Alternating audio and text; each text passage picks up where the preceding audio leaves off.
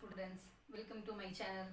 நம்ம லாஸ்ட் வீடியோவில் வந்து என்ன பார்த்தோம் அப்படின்னா உலோகவியல் பாடத்திலிருந்து பண்படா உலோகங்களை பிரித்தெடுத்தல் அந்த டாபிக் பார்த்தோம். சரியா?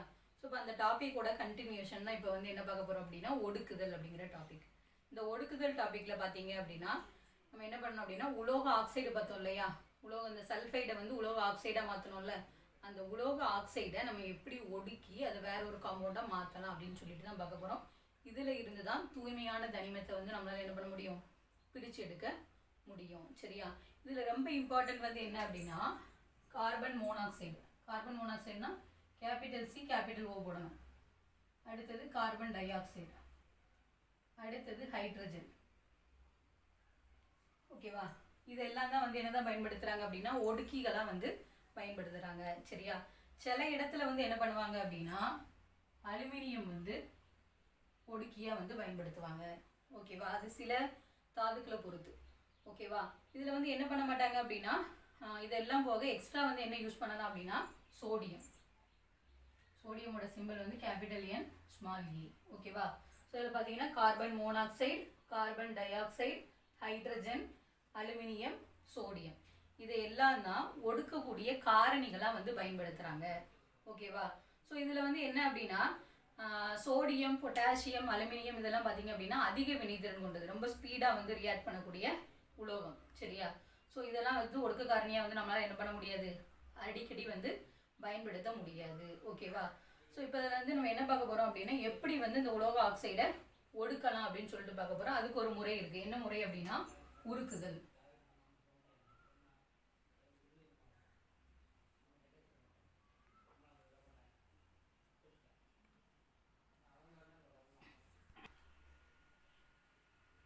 இப்போ இந்த உருக்குதல் ப்ராசஸ் வந்து பண்ணுறதுக்கு உருக்கு உலை அப்படின்னு சொல்லிட்டு ஒரு பேரடஸ் வந்து யூஸ் பண்ணுறாங்க. அது எப்படி இருக்கும் அப்படின்னா ஒரு பெரிய டேங்க் மாதிரி இருக்கும். அதுக்குள்ளே வந்து நம்ம எந்த தாதுவை உருக்கணுமோ அதை வந்து போட்டு ஹீட் பண்ணணும். இதுதான் உருக்குதல் ப்ராசஸ். சரியா? ஸோ இப்போ இந்த உருக்குதலுக்கு ஒரு எக்ஸாம்பிள் பார்க்க போகிறோம். என்ன அப்படின்னா இரும்பு ஆக்சைடு. ஆக்சைடு தாதை தான் வந்து ஒடுக்க போகிறோம். அதனால் என்ன எடுத்திருக்கோம் அப்படின்னா இரும்பு ஆக்சைடு எடுத்திருக்கோம். அதோட ஃபார்முலா பார்த்தீங்க அப்படின்னா Fe2O3. சரியா? இந்த எஃப் வந்து கேபிட்டல் லெட்டரில் போடணும், இ வந்து ஸ்மால் லெட்டரில் போடணும். ரீட் பண்ணும்போது Fe2O3 அப்படின்னு ரீட் பண்ணணும். சரியா? ஸோ இப்போ இந்த இரும்பு ஆக்சைடு தாதுவை வந்து நம்ம என்ன பண்ண போகிறோம் அப்படின்னா இது என்ன ஃபார்மில் இருக்கும் முதல்ல அப்படின்னா சாலிட் ஃபார்மில் திண்மமாக இருக்கும். சரியா? இதை வந்து கார்பன் மோனாக்சைடு. கார்பன் மோனாக்சைடு வந்து கேஸ். ஸோ இந்த கார்பன் மோனாக்சைடு கேஸை வச்சு நம்ம வந்து ஒடுக்க போகிறோம். சரியா? ஸோ இதில் வந்து இப்படி ஒடுக்கும் போது என்ன ஆகும் அப்படின்னா அந்த இரும்பு ஆக்சைடு அப்படிங்கிறதுலேருந்து இரும்பு மட்டும் நமக்கு தனியாக கிடைக்கணும். சரியா? ஸோ அப்படி கிடைக்கும் போது நமக்கு ஃபஸ்ட்டு இரும்பு தனியாக கிடைக்கணுமா, அதனால Fe தனியாக எழுதிக்கலாமா. ஸோ இங்கே பார்த்தோம் அப்படின்னா Fe2ன்னு இருக்குது. அதனால் நமக்கு என்ன கிடைக்கணும், ப்ராடக்டில் 2Fe கிடைக்கணும். ஸோ இப்போ இந்த ஆக்சிஜன் வந்து என்ன ஆயிரும் அப்படின்னா திரும்ப கார்பன் மோனாக்சைடோட சேர்ந்து கார்பன் டை ஆக்சைடாக கிடைச்சிடும். சரியா? இந்த கார்பன் டை ஆக்சைடு வந்து என்னது, கேஸ். ஓகேவா? ஸோ இப்போ இதில் பார்த்தோன்னா ஒரு கார்பன் இருக்குது, 3 4 ஆக்சிஜன் இருக்குது. சரியா? ஸோ இதை வந்து நம்ம பேலன்ஸ் பண்ணோம் அப்படின்னா கார்பனை வந்து என்ன ஆயிடும், ஆக்சிஜனுக்கு இப்போ வந்து நம்பர் ஆட் பண்ணுறோன்னு வச்சுக்கோங்களேன், 3 ஆட் பண்ணியிருக்கோம். 3CO2 போட்டோம் அப்படின்னா 3 கார்பன் வருதா, ஆக்சிஜன் வந்து 6 வந்துடுது. ஆனால் இங்கே பார்த்தோம் அப்படின்னா 3 4 ஆக்சிஜன் தான் இருக்குது. 6 ஆக்கணும் அப்படின்னா இங்கே ஒரு 3 போடலாமா. ஸோ 3 போட்டோம் அப்படின்னா 3 கார்பனும் 3 ஆக்சிஜன் இருக்குது. இங்கே ஒரு 3 ஆக்சிஜன், டோட்டலாக 6 ஆக்சிஜன் ஆயிடுச்சு. ஸோ இங்கேயும் வந்து 6 ஆக்சிஜன் இருக்குது, 3 கார்பன் இருக்குது. 6 ஆக்சிஜன் 3 கார்பன் 2 அயான் இருக்குது. சரியா? ஸோ இப்போ இந்த இரும்பு ஆக்சைட்லேருந்து இரும்பை வந்து நம்ம என்ன பண்ணிட்டோம், பிரித்து எடுத்துட்டோம் ஒடுக்குதல் முறையில். ஓகேவா? ஸோ இப்போ அடுத்து வந்து நம்ம என்ன பண்ண போகிறோம் அப்படின்னா பிரித்தெடுத்தல் முறையில் காரத்தன்மை உடைய சுண்ணாம்புகள் இருக்கு இல்லையா, அந்த சுண்ணாம்புகளை வந்து பயன்படுத்தி ஒரு கனிம கசடு வந்து தயாரிக்க போகிறோம். ஓகேவா? ஸோ அதுக்கு சுண்ணாம்புகளோட ஃபார்முலா பார்த்தீங்க அப்படின்னா கால்சியம் ஆக்சைடு. ஓகேவா? ஸோ இந்த கால்சியம் ஆக்சைடை சிலிக்கான் டை ஆக்சைடோட சேர்க்குறோம். ஸோ சிலிக்கான் டை ஆக்சைடோட சேர்க்கும்போது இது ரெண்டும் அப்படியே சேர்ந்து புதுசாக ஒரு ப்ராடக்டை ஃபார்ம் பண்ணும். என்ன கிடைக்கும் அப்படின்னா CaSiO3.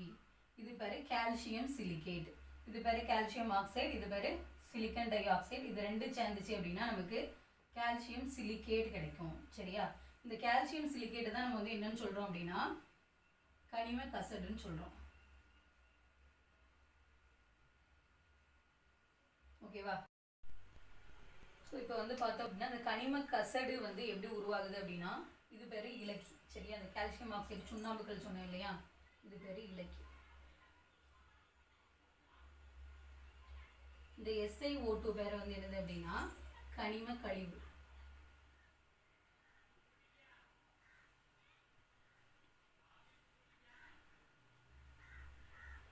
ஸோ இது ரெண்டும் வினை புரிஞ்சு தான் நமக்கு வந்து கனிம கசடு கிடைக்குது. சரியா, இதுதான் வந்து உருக்குதலுக்கு ஒரு எக்ஸாம்பிள். ஓகேவா. அடுத்தது வந்து என்ன பார்க்க போகிறோம் அப்படின்னா இதே உருக்குதலில் நம்ம ஒரு தாதை எடுத்து அந்த தாதுவை வந்து ஃபஸ்ட்டு வந்து சல்ஃபைடு தாதுவாக மாற்றிட்டு அந்த சல்ஃபைடு ஆக்சைடாக மாற்றிட்டு அதுக்கப்புறம் கடைசியாக வந்து இந்த கனிம கசடு உருவாக்க போகிறோம். இதுதான் எப்படின்னு சொல்லி அடுத்த எக்ஸாம்பிளில் பார்க்க போகிறோம். ஓகேவா. நம்ம என்ன தாது எடுக்க போகிறோம் அப்படின்னா காப்பர் இருக்கு இல்லையா, காப்பர் உலோகம். அந்த காப்பர் உலோகத்தை எப்படி பிரித்து எடுக்கலாம் அப்படின்னு சொல்லிட்டு தான் பார்க்க போகிறோம். இந்த காப்பர் உலோகத்தோட தாது பேர் வந்து என்னது அப்படின்னா காப்பர் பைரைட்.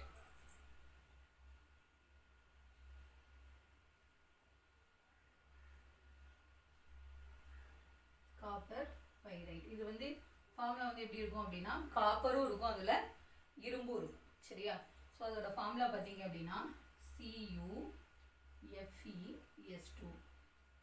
ஸோ இப்போ இதில் பார்த்தோன்னா இது வந்து சல்ஃபைடு தாதுவாக தான் இருக்குது. இந்த சல்ஃபைடு தாதுவை நம்ம இப்போ என்ன பண்ணணும், ஏற்கனவே பார்த்தோம் இல்லையா, ஆக்சைடு தாதுவாக மாற்றணும். அதுக்கப்புறம் தான் ஆக்சைடு தாது தான் வந்து நம்மளால் என்ன பண்ண முடியும், உருக்கி உலோகம் அந்த தனிமமாக வந்து மாற்ற முடியும். சரியா, ஸோ இதுக்கு ஃபஸ்ட்டு ப்ராசஸ் வந்து என்ன அப்படின்னா இந்த CuFeS2 இருக்கு இல்லையா, CuFeS2. ஸோ இதை வந்து ஆக்சிஜனோட வினைபுரிய வைக்கிறோம். ஸோ ஆக்சிஜனோட வினைபுரிய வைக்கும் பொழுது இந்த சல்ஃபர் இருக்கிறதுனால சல்ஃபரும் ஆக்சிஜனும் சேர்ந்து கண்டிப்பாக நமக்கு என்ன கிடைக்கணும், சல்ஃபர் டை ஆக்சைடு கிடைக்கணும். ஓகேவா. அது போக வேறு என்னெல்லாம் கிடைக்கணும் அப்படின்னா இந்த காப்பரும் சல்ஃபரும் சேரும், இந்த அயானும் சல்ஃபரும் சேரும். ஸோ காப்பரும் சல்ஃபரும் சேரும்போது என்ன கிடைக்கும் அப்படின்னா காப்பர் சல்ஃபேட் Cu2S. ஓகேவா. அயானும் சல்ஃபரும் சேரும்போது FeS கிடைக்கும். பேலன்ஸ் வந்து என்ன கிடைக்கும் அப்படின்னா சல்ஃபரும் ஆக்சிஜனும். ஸோ ரெண்டு சேர்ந்துச்சு அப்படின்னா சல்ஃபர் டை ஆக்சைடு வாயு வந்து உருவாகும். சல்ஃபர் டை ஆக்சைடு வாயு வந்து உருவாகும். ஸோ இது ஒரே ஒரு தாது. இந்த தாது வந்து ஆக்சிஜனோட வினைபுரியும் பொழுது இந்த மாதிரி 3 பொருளை நமக்கு வந்து கிடைக்குது. இந்த 3 பொருளையுமே பார்த்தோம் அப்படின்னா தாது அப்படின்னால அது வந்து மேக்ஸிமம் வந்து என்ன ஃபார்மில் இருக்கும் அப்படின்னா திடப்பொருளாக தான் இருக்கும். சரியா, சாலிட் ஃபார்ம். ஆக்சிஜன் வந்து வாயு தானே, அதனால கேஸ் ஃபார்மில் இருக்கும். இங்கே சல்ஃபர் டை ஆக்சைடு கேஸ் தான். ஸோ பேலன்ஸ் இருக்கக்கூடிய ரெண்டு வந்து என்ன ஃபார்மில் இருக்கும் அப்படின்னா லிக்விட் ஃபார்மில் இருக்கும், திரவமாக இருக்கும். ஓகேவா. உலோகத்தை உருக்கணும் அப்படின்னா எப்படி திரவமாக மாறும், லிக்விட் ஃபார்மில் இருக்கும் இல்லையா, அதுதான் வந்து சொல்லியிருக்காங்க. சரியா, ஸோ இப்போ இதை வந்து இந்த சல்ஃபைடு தாதுவை நம்ம இப்போ என்ன பண்ண போகிறோம் அப்படின்னா ஆக்சைடு தாதுவாக மாற்ற போகிறோம். சரியா, ஸோ இப்போ பார்த்தீங்க அப்படின்னா Cu2S கிடச்சிருக்கு, FeS கிடச்சிருக்கா. இதில் இந்த FeSஐ தான் எடுத்து நம்ம வந்து என்ன பண்ண போகிறோம், அதை வந்து ஆக்சைடு தாதுவாக மாற்ற போகிறோம். சரியா, ஸோ FeS வந்து என்ன ஃபார்மில் இருக்குது, லிக்விட் ஃபார்மில் இருக்கா. சல்ஃபைடை என்ன தான் மாற்றணும், ஆக்சைடாக மாற்றணும். அப்போ கண்டிப்பாக அது இதோட தான் வினை புரியணும், ஆக்சிஜனோட தான் வினை புரியணும். ஸோ அதனால் நமக்கு என்ன கிடைக்கும், FeO கிடைக்கும். சல்ஃபர் அதாவது ஃபெரஸ் சல்ஃபைடு வந்து ஃபெரஸ் ஆக்சைடாக வந்து மாறிட்டு. சரியா, ஸோ இரும்பு சல்ஃபைடை வந்து இரும்பு ஆக்சைடை நம்ம வந்து என்ன பண்ணிட்டோம், மாற்றிட்டோம். பேலன்ஸ் நமக்கு என்ன இருக்குங்க, சல்ஃபரும் ஆக்சிஜனும் இருக்கா. ஸோ இது ரெண்டு வினை புரிஞ்சு நமக்கு வந்து சல்ஃபர் டை ஆக்சைடு வாயுவை வந்து கொடுக்கும். சரியா, வாயு அப்படின்னாலே பக்கத்தில் வந்து என்ன பண்ணிடணும், கேஸ் அப்படின்னு சொல்லிட்டு மென்ஷன் பண்ணிடணும் கண்டிப்பாக. ஓகேவா. இதே மாதிரி இந்த FeS வந்து எப்படி லிக்விட் ஃபார்மில் இருக்கோ அதே மாதிரி FeOவும் வந்து என்ன ஃபார்மில் தான் இருக்கும், லிக்விட் ஃபார்மில் தான் இருக்கும். ஓகேவா. ஸோ இப்போ அடுத்தது வந்து நம்ம என்ன பண்ண போகிறோம் அப்படின்னா அந்த கனிம கசடு பார்த்தோம் இல்லையா அதுக்கு முன்னாடி. ஸோ அந்த கனிம கசடு எப்படி தயாரிக்கலாம் அப்படின்னு சொல்லிட்டு பார்க்க போகிறோம். அதுக்கு நமக்கு FeO தான் வேணும். ஸோ அந்த FeOவை எடுத்துட்டு அது கூட SiO2 இதுதான் வந்து என்னது, கனிம கழிவு. சரியா, இது வந்து இலக்கி, இது வந்து என்னது, கனிம கழிவு.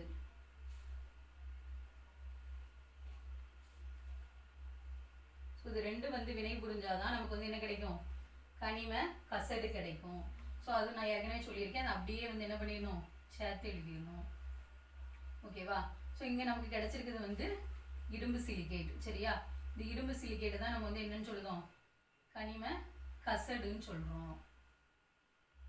ஓகேவா. ஸோ இது ஒரு உருக்குதல்ல இது ஒரு முறை. சரியா? ஸோ இப்போ வந்து நம்ம என்ன பண்ணணும் அப்படின்னா, இந்த உருக்குதல்ல இது இப்படி ஒரு ப்ராசஸ் கண்டுபிடிச்சிட்டோமா?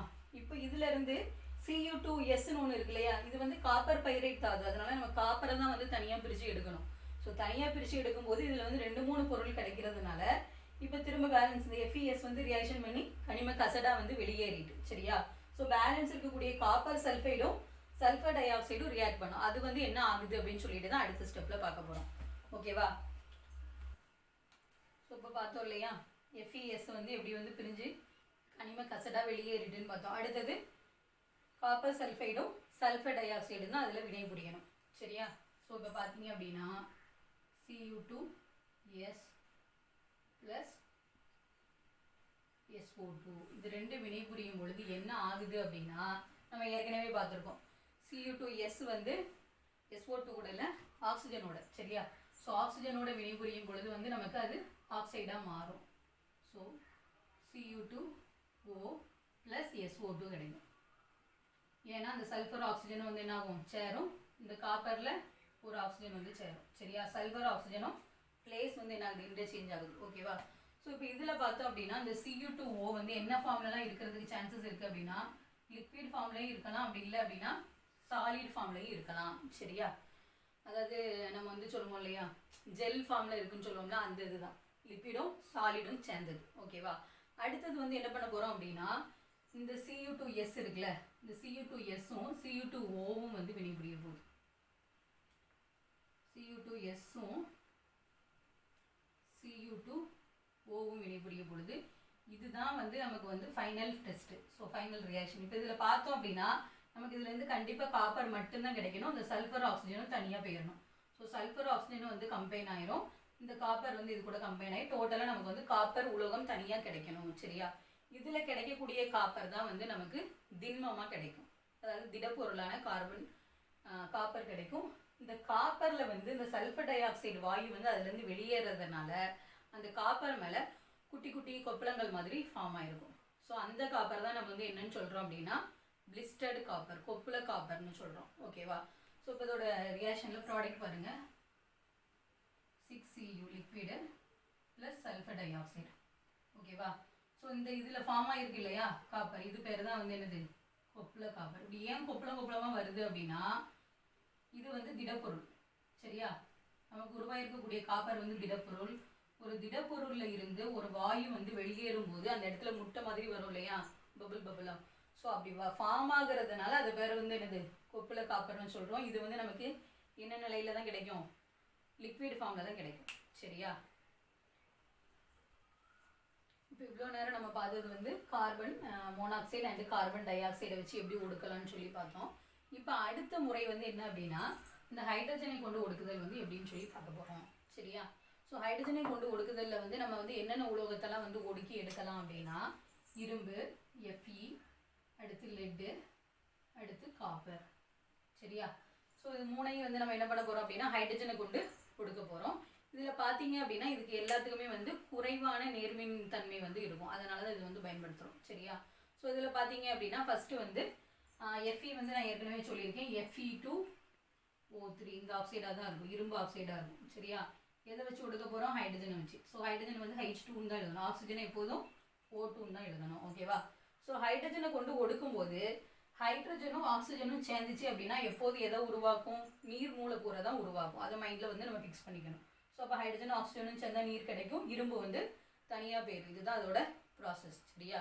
ஸோ இப்போ இதில் பார்த்தீங்க அப்படின்னா ஹோல் ரியாக்ஷன் எழுதி முடிச்சுட்டு ப்ராடக்ட் எழுதிங்க, Fe ப்ளஸ் H2O. சரியா? ஸோ H2O வந்து நீர் வந்து நமக்கு எப்போதும் திரவமாக தானே இருக்கும், அதனால லிக்விடு. இரும்பு வந்து எப்போது எப்படி இருக்கும், திடப்பொருளாக இருக்கும். அதனால அதை வந்து என்னென்னு போட்டிருந்தோம், சாலிடுன்னு போட்டிருந்தோம். போட்டுட்டு ஆஸ் யூஷுவல் வந்து என்ன பண்ணணும், ஈக்குவேஷனை பேலன்ஸ் பண்ணணும். இங்கே எத்தனை ஆக்சிஜன் இருக்குது, 3 ஆக்சிஜன் இருக்குது, அங்கே 1 ஆக்சிஜன் இருக்குது. ஸோ இந்த மூணை வந்து நம்ம ஒன்றா மாற்ற முடியாது. ஆனால் ஒரு ஆக்சிஜனை வந்து நம்ம என்ன பண்ணலாம், 3ஆக மாற்றலாம். சரியா? ஆனால் அப்படி 3ஆக மாற்றணும் அப்படின்னா ஹைட்ரஜனை வந்து திரும்ப 3ஆக மாற்ற முடியாது. அதனால் நம்ம என்ன பண்ணிடலாம் அப்படின்னா 2 பெருக்கணும்னா 4 வருமா, அதனால் 4ஆக மாற்றிடலாம் டேரெக்டாக. ஓகேவா? ஸோ இப்போ பார்த்தோம்னா 4 ஹைட்ரஜன் இருக்கா. ஸோ இங்கே வந்து முன்னாடி ஒரு 2 ஆட் பண்ணோம் அப்படின்னா 4 ஹைட்ரஜன் வந்துருச்சா. 4 ஹைட்ரஜன் 2 ஆக்சிஜன் இருக்குது. ஆனால் இங்கே மொத்தம் எத்தனை ஆக்சிஜன் இருக்குது, 3 ஆக்சிஜன் இருக்குது. ஸோ இப்போ நம்ம திரும்ப என்ன பண்ணணும் அப்படின்னா அந்த ஆக்சிஜனை வந்து இன்க்ரீஸ் பண்ணணும். ஓகேவா? ஸோ ஒவ்வொரு நம்பராக தான் நம்ம ஆட் பண்ணி பார்க்கணும். இப்போ 2 போட்டால் பேலன்ஸ் ஆகலை. ஸோ அடுத்து வந்து 3 போட்டு பார்க்கணும் பேலன்ஸ் ஆகுதா இல்லையான்னு.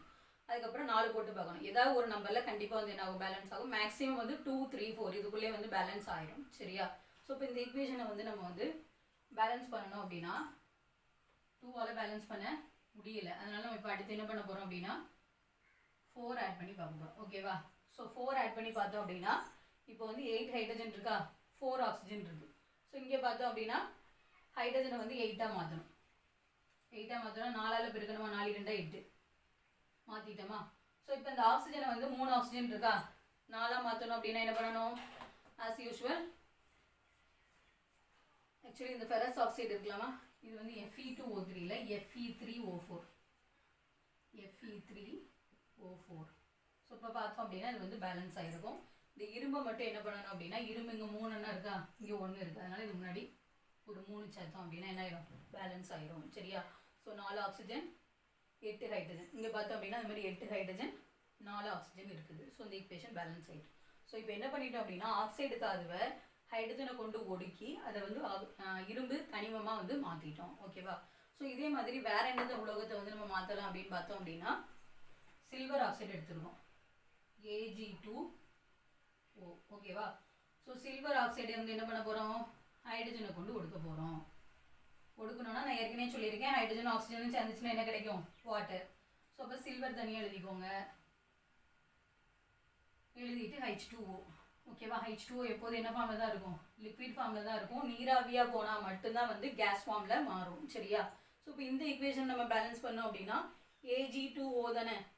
ஸோ சில்வருக்கு முன்னாடி ஒரு 2 போட்டோம் அப்படின்னா சில்வர் வந்து பேலன்ஸ் ஆயிடுமா. இப்போ ஹைட்ரஜன் பாருங்கள், 2 ஹைட்ரஜன் இருக்குது, இங்கே 2 ஹைட்ரஜன் இருக்குது, ஒரு ஆக்சிஜன் இருக்குது, ஒரு ஆக்சிஜன் இருக்குது, ஆல்ரெடி பேலன்ஸ்டாக தான் இருக்குது. ஸோ இப்படி தான் வந்து நம்ம கொடுக்கணும். இப்போ நம்ம அடுத்து என்ன பார்க்க போகிறோம் அப்படின்னா வேற ஒரு ஆக்சைடு எடுத்துருக்கோம். என்ன ஆக்சைடு அப்படின்னா நிக்கல் ஆக்சைடு. சரியா? ஸோ இந்த நிக்கல் ஆக்சைடை ஹைட்ரஜனும் யூஸ் பண்ண போகிறோம், கார்பன் மோனாக்சைடும் யூஸ் பண்ண போகிறோம். இது 2 ஒடுக்கிகளையும் பயன்படுத்தி எப்படி வந்து பிரித்து எடுக்கலாம் அப்படின்னு சொல்லி பார்க்க போகிறோம். ஓகேவா? ஸோ இதோட ஃபார்முலா பார்த்தீங்க அப்படின்னா இந்த கார்பன் மோனாக்சைடும் ஹைட்ரஜனும் கலந்த கலவை இருக்கு இல்லையா, கார்பன் மோனாக்சைடும் ஹைட்ரஜனும் கலந்த கலவை. இந்த கலவைக்கு பேர் வந்து என்ன பேர் அப்படின்னா நீர்வாயு, வாட்டர் கேஸ் இது பேர். ஸோ இந்த நீர்வாயுவை பயன்படுத்தி நம்ம வந்து நிக்கல் ஆக்சைடு அப்படிங்கிற உலோகத்தை வந்து எப்படி வந்து நம்ம பிரித்து எடுக்கலாம், நிக்கலை வந்து எப்படி பிரித்து எடுக்கலாம்னு சொல்லி பார்க்க போகிறோம். ஓகேவா? ஸோ இந்த நிக்கல் ஆக்சைடு வந்து எது கூடலாம் வினைபுரியுது, கார்பன் மோனாக்சைடு கூடயும் ஹைட்ரஜன் கூடயும். சரியா? ஸோ இதில் பாசிபிலிட்டிஸ் என்னெல்லாம் இருக்குன்னு பார்த்தீங்க அப்படின்னா நிக்கல் நமக்கு தனியாக வரணும், அப்படி தானே, நிக்கல் தனியாக வந்துடுமா. ஸோ இந்த கார்பன் மோனாக்சைடில் இந்த ஆக்சிஜன் போய் சேர்ந்துச்சு அப்படின்னா என்னதான் மாறும், கார்பன் டை ஆக்சைடாக மாறும். ஓகேவா? அதே மாதிரி இந்த ஹைட்ரஜன்லையும் போயிட்டு இந்த ஆக்சிஜன் வந்து சேரணும், சேர்ந்துச்சுன்னா வாட்டர் மாறும். ஸோ என்னெல்லாம் கிடைக்கும், கார்பன் டை ஆக்சைடும் வாட்டரும் கிடைக்கும். சரியா? ஸோ இப்போ இதில் பார்த்தோம் அப்படின்னா அதே மாதிரி ஈக்குவேஷன் வந்து நம்ம என்ன பண்ணணும், பேலன்ஸ் பண்ணணும். நிக்கலில் பார்த்தீங்கன்னா ஒரு நிக்கல் இருக்குது, இங்கே ஒரு நிக்கல் இருக்குது, பேலன்ஸ்டாக இருக்குது. கார்பன் மோனாக்சைடை கம்பேர் பண்ணிங்க அப்படின்னா CO2 2 ஆக்சிஜன் இருக்குது, CO2 கரெக்டாக இருக்குது. ஆனால் ஹைட்ரஜன் கூட நம்ம வரும்போது என்ன ஆயிடும் அப்படின்னா இங்கே ஒரு ஆக்சிஜன் எக்ஸ்ட்ரா வந்துருதா. ஸோ அதனால் நம்ம என்ன பண்ணணும் அப்படின்னா பேலன்ஸ் பண்ணணும். எப்படி பேலன்ஸ் பண்ணலாம் அப்படின்னா இந்த ஒரு ஆக்சிஜனை 2 ஆக்சிஜனாக மாற்றலாமா, 2 ஆட் பண்ணோம் அப்படின்னா இது 2 ஆக்சிஜன் ஆயிடுச்சா. ஸோ இங்கே வந்து 2 நிக்கல் போடணும். ஸோ இப்போ பார்த்தீங்கன்னா 2 ஆக்சிஜன் ஆகிட்டு 2 ஆக்சிஜன் இங்கே 1 3. ஸோ இங்கே கவுண்ட் பண்ணோம் அப்படின்னா 2 ஆக்சிஜன் இங்கே 1 3. ஸோ டோட்டலாக 3 ஆக்சிஜன் வந்து வந்துடுச்சு, ஈக்குவேஷன் பேலன்ஸ் ஆகிட்டு. ஸோ நிக்கல் ஆக்சைடை மட்டும் நம்ம வந்து ஒடுக்கிறதுக்கு கார்பன் மோனாக்சைடும் ஹைட்ரஜனையும் சேர்ந்த கலவையான நீர்வாயுவை எடுத்து அதை வந்து நம்ம என்ன பண்ணணும், ஒடுக்கணும். ஓகேவா? இப்போ ஒடுக்குதல்ல 2 முறை பார்த்துருக்கோம் இல்லையா. 3வது முறை வந்து என்ன அப்படின்னா உலோகத்தை பயன்படுத்தி ஒடுக்குதல். சரியா? உலோகத்தை பயன்படுத்தி ஒடுக்குது. இங்கே ஏற்கனவே 2 உலோகம் பார்த்துருக்கோமா, அலுமினியமும் சோடியமும். ஸோ அடுத்த டாபிக் வந்து என்னது அப்படின்னா உலோகத்தை பயன்படுத்தி ஒடுக்குதல்.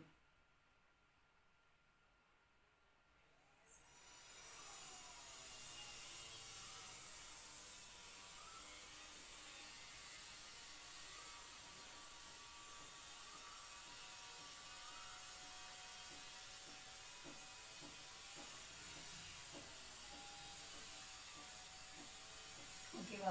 ஸோ இதில் பார்த்தோம் அப்படின்னா ஃபஸ்ட்டு என்ன எடுக்க போகிறோம் அப்படின்னா பேரியம் ஆக்சைடு. பேரியம் ஆக்சைடு எடுத்து என்ன உலோகம் பயன்படுத்த போகிறோம் அப்படின்னா மெக்னீசியம். எம்ஜினா வந்து என்னது மெக்னீசியம். கேபிட்டல் எம் போடணும், ஸ்மால் ஜி போடணும். சரியா? ஸோ இந்த மெக்னீசியம் உலோகத்தை பயன்படுத்தி இது வந்து ஒடுக்க போகிறோம். ஒடுக்கணும் அப்படின்னா நமக்கு என்ன பண்ணணும், எது ஆக்சிஜனோட சேர்ந்துருக்கோ அது வந்து அந்த உலோகம் மட்டும் தனியாக வரணும். ஸோ பேரியம் மட்டும் தனியாக வரணும். ஸோ இந்த மெக்னீசியமும் ஆக்சிஜனும் வந்து சேர்ந்து மெக்னீசியம் ஆக்சைடு ஃபார்ம் ஆகணும். சரியா? ஸோ இந்த உலோகம் வந்து என்ன பண்ணிடுது அப்படின்னா அந்த ஆக்சைடில் உள்ள ஆக்சிஜனை மட்டும் தனியாக எடுத்துகிட்டு போயிடுது. ஆக்சைடில் உள்ள ஆக்சிஜனை மட்டும் தனியாக எடுத்துகிட்டு போயிடுது. அது மட்டும் இல்லாமல் என்ன பண்ணுது அப்படின்னா இது வந்து BaO2ன்னு இருக்கா, இங்கே வந்து தனியாக தனிமமாக வராமல் BaOவா வந்து நமக்கு ஃபார்ம் ஆகுது. அதாவது உலோகம் வந்து ஒடுக்கிறதுனால நமக்கு வந்து டைரெக்டாக வந்து என்ன கிடைக்காது, தனிமம் கிடைக்காது, தனிம ஆக்சைடு தான் வந்து கிடைக்கும். சரியா? ஸோ இப்போ இந்த வினைக்கு வந்து நம்ம என்ன பண்ணலாம் அப்படின்னா வேற ஒரு உலோகம் எடுத்து அதுக்கு வந்து நம்ம பார்க்க போகிறோம். என்ன உலோகம் எடுக்க போகிறோம் அப்படின்னா chromium oxide, Cr2O3 chromium oxide. இதை வந்து அலுமினியம் கொண்டு ஒடுக்க போகிறோம். சரியா? இதை வந்து என்ன பண்ண போகிறோம், அலுமினியம் கொண்டு ஒடுக்க போகிறோம். அலுமினியம் வந்து நம்ம ஏற்கனவே சொல்லியிருக்கோம் இல்லையா, உலோக ஒடுக்கியாக வந்து அது பயன்படுது அப்படின்னு. ஸோ இந்த ப்ராசஸ் பண்ணுறதுக்கு நம்ம என்ன பண்ணலாம் அப்படின்னா அலுமினியம் ஆட் பண்ணிவிட்டு ஹீட் பண்ணணும். ஓகேவா? எவ்வளோ டெம்பரேச்சருக்குன்னு பார்த்தீங்க அப்படின்னா 2400 டிகிரி செல்சியஸ் வந்து என்ன பண்ணணும், ஹீட் பண்ணணும். அணு உலையில் தான் இந்த ரியாக்ஷன்லாம் நடக்கும், உலைகள்லாம் நடக்கும். சரியா? ஸோ இதை ஹீட் பண்ணோம் அப்படின்னா அந்த அலுமினியம் வந்து என்ன பண்ணிடும், ஆக்சிஜன் எடுத்துகிட்டு போயிடும், குரோமியம் மட்டும் தனியாக வரும். ஸோ குரோமியம் தனியாக வரும், அடுத்தது அலுமினியம் ஆக்சைடு நமக்கு தனியாக போயிடும். ஸோ இந்த மாதிரி ஹீட்டிங் ப்ராசஸ் பண்ணால் மட்டும்தான் நமக்கு வந்து என்ன பண்ண முடியும் அப்படின்னா உலோக ஆக்சைடு வந்து உலோகமாக நமக்கு ஒடுக்கி தரும். இல்லை நம்ம வந்து ஹீட்டிங் ப்ராசஸ்லாம் பண்ண மாட்டோம், ஜஸ்ட் ஆட் பண்ணி தான் நம்ம செய்வோம் அப்படின்னா அங்கே வந்து என்ன ஆகாது, அது வந்து உலோக ஆக்சைடாக மாறாமல் உலோகமாக தனி உலோகமாக மாறாமல் உலோக ஆக்சைடாக தான் நமக்கு திரும்பியும் வந்து கிடைக்கும். சரியா? இப்போ இந்த வினையோட என்தால்பி வேல்யூ வந்து எவ்வளவுன்னு பார்த்தீங்க அப்படின்னா 852 கிலோஜூல் பெர் மோல். ஓகேவா? இவ்வளோ ஹீட் டெம்பரேச்சர் வந்து நம்ம கொடுக்குறோம். அதாவது அந்த வெப்பநிலை தொடங்குறதுக்கும் முடிகிறதுக்கும் இடையில இருக்கக்கூடிய டிஃப்ரென்ஸ் வந்து எவ்வளோ இருக்குது, இவ்வளோ கெல்வின் வந்து நம்ம யூஸ் பண்ணால் மட்டும்தான் இந்த ரியாக்ஷனில் அந்த தனிமம் வந்து தனியாக மாறி வரும். ஓகேவா?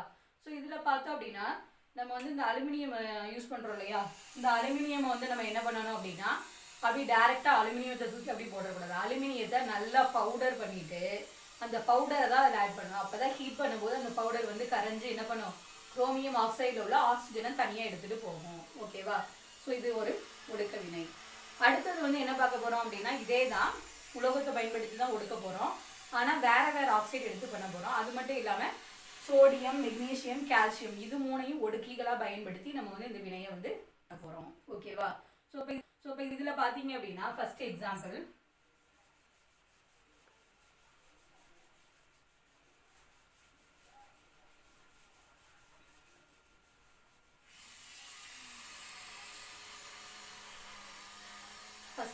பார்த்தீங்க அப்படின்னா போரான் ஆக்சைடு. சரியா?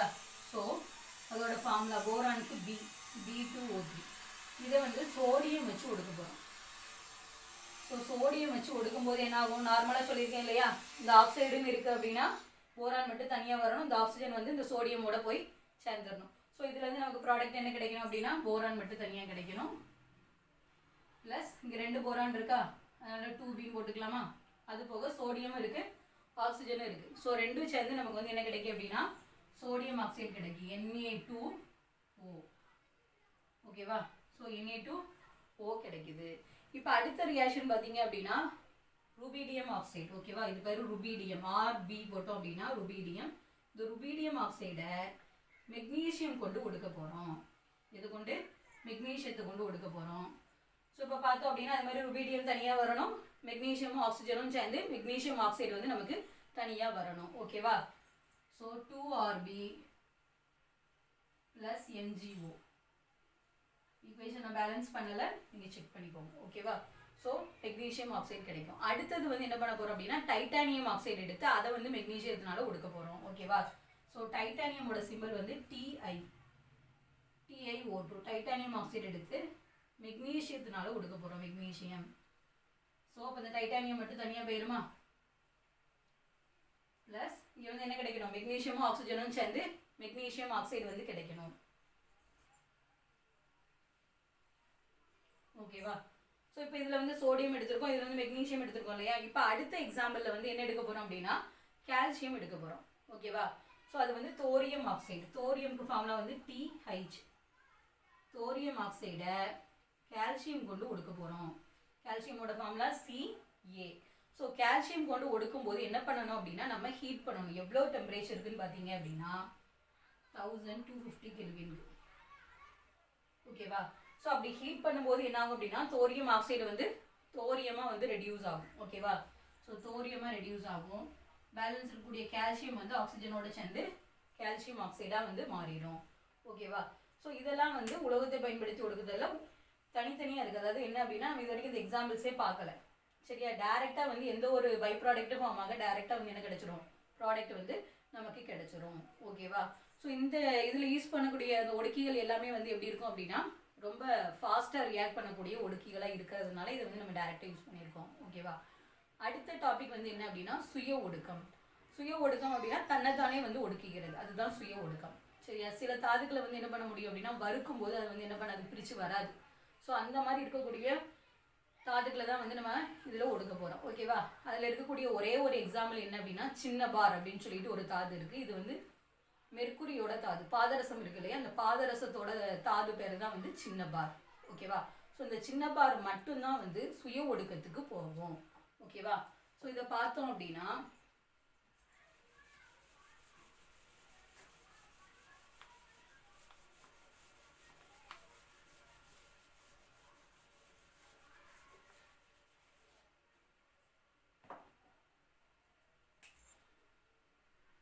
சுய ஒடுக்கம் என்ன தாது எடுத்திருக்கோம், சின்ன பார் தாது.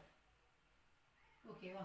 ஸோ இந்த சின்ன பாரோட ஃபார்முலா வந்து என்னது அப்படின்னா HGS, சல்ஃபைடு தாது தான் அதுவும்.